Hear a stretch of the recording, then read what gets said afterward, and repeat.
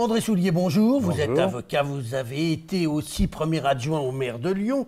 Et on vient d'apprendre qu'Interpol veut doubler son siège, la surface de son siège, à Lyon, siège que tous les Lyonnais connaissent bien. Alors je vous ai invité parce que vous êtes un peu le père de Interpol à Lyon. C'est vous qui avez convaincu celui qui était le secrétaire général à l'époque d'Interpol, Raymond Kendall, de venir à Lyon, d'installer le siège à Lyon. Il quittait à l'époque la région parisienne. On dit même que vous avez employé des moyens un peu pas très honnêtes, puisque vous l'avez emmené dans un des meilleurs restaurants de Lyon, et quand il est ressorti, il n'a pas pu aller à Divonne-les-Bains, où il voulait s'installer à l'époque. Racontez-nous un peu ça, André Soulier. Non, c'était une histoire charmante parce que avec la Derly, qui a joué un rôle épatant avec un garçon qui s'appelait Jean Chemin, nous apprenons qu'Interpol cherche à quitter Suresnes, peut partir dans un pays étranger, mais peut rester en France également. Alors évidemment, plusieurs villes se mettent en concurrence. Je vais en retenir 3 seulement. Paris, ce qui n'était pas mince avec Jacques Chirac, maire de Paris, Lyon et Divonne. Et c'est ainsi que nous avons reçu la visite un jour d'Ascension. Il faisait un temps magnifique. Il avait plu la veille, il pleuvra le lendemain. Dieu était donc lyonnais ce jour-là. Et à partir de ce moment-là, on les a reçus. C'est un de mes amis, aujourd'hui disparu, Jacques Moulinier, qui devait les recevoir. Et à la fin des fins, j'ai dit au maire de Lyon, écoute, je vais m'en préoccuper également. Je suis donc allé les chercher à l'aéroport de Bron, où l'avion privé s'est posé avec le staff. Et ensuite, il fallait les emmener sur le site de l'ancienne foire de Lyon, puisque celle-ci avait été désaffectée, mais on démolissait partout. C'est effrayant. Alors j'ai pris la décision de faire entrer le car par le parc de la Tête d'Or. Nous nous sommes promenés dans le parc de la Tête d'Or, et alors tout le monde s'est extasié en disant « Mon Dieu, c'est magnifique ». Je dis « Mais c'est votre parc, il est à vous ». Il y a une espèce d'amphithéose là dont vous allez bénéficier pendant les 99 ans. Vous allez rester à Lyon au moins avec le bail que je vous préparerai. J'anticipais tout.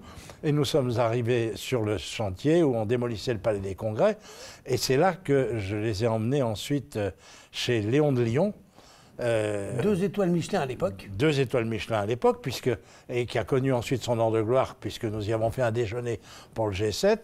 Et là, alors, le brouillis a claqué formidablement, et ils sont repartis pour Divonne avec une petite chose que je vais raconter parce que c'était drôle.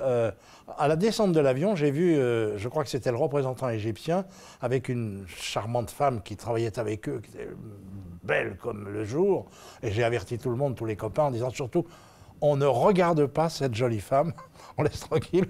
Et il semble que le premier adjoint de Divonne n'ait pas observé mon abstinence, ma tempérance en ce qui concerne cette dame, et que l'autre, ce délégué a dit « jamais Divonne », alors que c'était en face de Genève, il n'y avait pas de question. Et puis ensuite, nous sommes arrivés à Paris, où nous avons débattu, puisque nous étions en finale, la mairie de Paris et nous. Alors, oui, André Soulier, 2 petites choses. Ça a coûté combien à l'époque à la ville de Lyon? Vous avez donné le terrain? 1 franc, pardon, puisque nous n'étions pas encore à l'euro, 1 franc et un bail de 99 ans, et dans des conditions telles que nous avons favorisé l'implantation. C'était une bonne chose. Je vais vous dire pourquoi.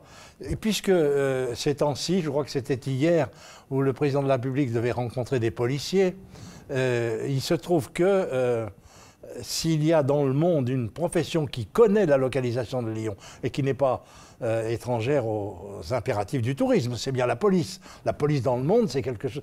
Voilà un corps qui a un avenir, c'est évident. Eh bien, les policiers savent qu'Interpol a son siège à Lyon. Même si Singapour fait les yeux de Chimène à la direction d'Interpol. Et si l'occasion se présente éventuellement un jour de faire encore quelque chose, qui sait, pour Interpol, bien, je pense que Lyon devra le suivre. Avant de nous quitter, un petit mot. Interpol a apporté quoi à Lyon? Eh bien, encore une fois, une identification sur la carte pour tous les ministères de l'Intérieur, pour tous les présidents du Conseil, pour tous les premiers ministres, pour tous les policiers. Et je répète encore une fois, s'il y a une profession dans le monde... Peut-être pour tous les truands aussi? S'il y a une profession dans le monde qui a un avenir, c'est précisément la police. Mais la police, naturellement, et ses clients. Donc, les truands, comme vous le dites. Voilà, eh bien, on en restera là pour aujourd'hui. On espère que tout ça aboutira et qu'on gardera le siège d'Interpol à Lyon. André Soulier. Je souhaite simplement un dernier mot. Jacques Chirac m'avait demandé, quand il a perdu, il m'a donné un tout petit coup de poing sur l'épaule. Il m'a dit, tu as payé combien? Eh bien, ça, on aura peut-être un jour la réponse. André Soulier, je vous remercie.